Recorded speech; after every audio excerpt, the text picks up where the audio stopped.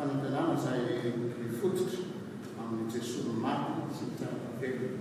diky izany fa na eo anatin'ny fahafatesana mbola misy fonan'ny fanantenana mantsika zay